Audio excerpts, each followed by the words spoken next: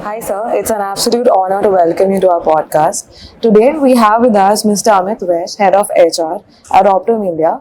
He's an esteemed XLRI alumnus and a senior HR leader with over 2 decades of experience across FMCG, technology, and financial services. Over the years, he has led large-scale HR transformations, built leadership capacity at the highest levels, and has been consistent thought leader in positioning HR at the core of business value creation. So this conversation feels very special to me personally as well because Optum was my first company where I began my professional journey almost 4 years back, and now I get the privilege of hosting you, the person who leads HR at Optum in India. On top of that, we also shared XLRI connection. While I'm currently a student here, you once walked a similar path and carried the same spirit of XLRI into your career. So it feels almost like this conversation is a closing a beautiful loop for me. So, sir, if I may begin on a lighter note, how does it feel to be back in XLRI?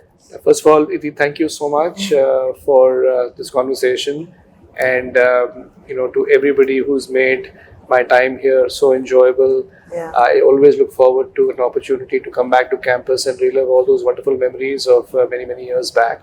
And I've been coming, pretty regularly over the last 2.5 decades at least. And each time I come here, I'm amazed to see, how the institution has evolved and grown. The wonderful infrastructure that it has added. It is truly a world-class institution that it should be, and I'm so proud to see that, and all the students from here who are doing so well. So it's a delight to be back here, relive those memories, and meet with many old acquaintances, and just remember those times. So, sir, you have an impressive journey across consulting, banking, and healthcare in HR leadership. So, can you talk us through some stark differences you saw across these industries and some core values that you felt remain the same even though industries were different?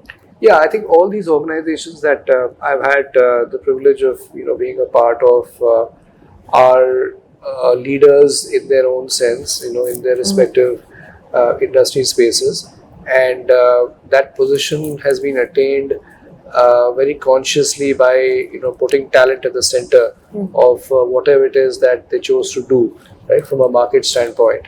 And as they grew, they made sure that they are attracting, retaining, and developing the best-in-class talent, for themselves, and giving them the skills and opportunities that are required to become successful. And in the process, the businesses as a whole became, more and more successful and started to lead the industries, whether in India or internationally. So I think what's the theme that I have seen consistently across these companies is one of talent centricity, putting people at the center of success and having robust strategies, to manage them.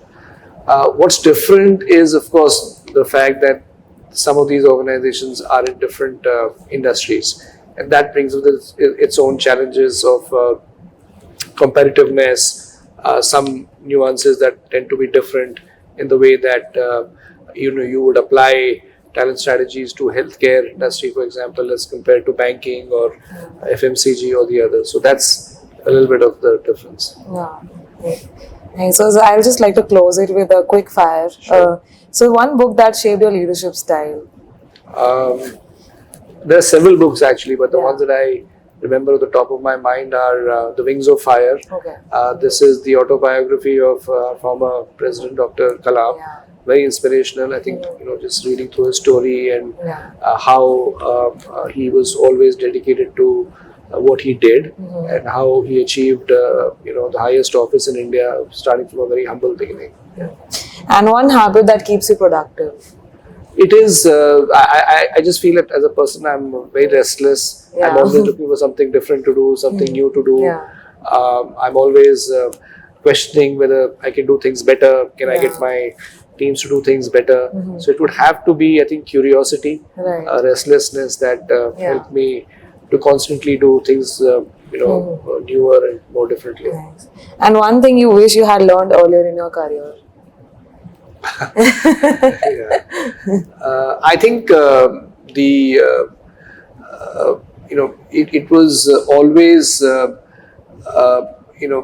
I just felt that entrepreneurship as a capability is something that I would have loved to dabble with at some point, right? And become a little more risk taking.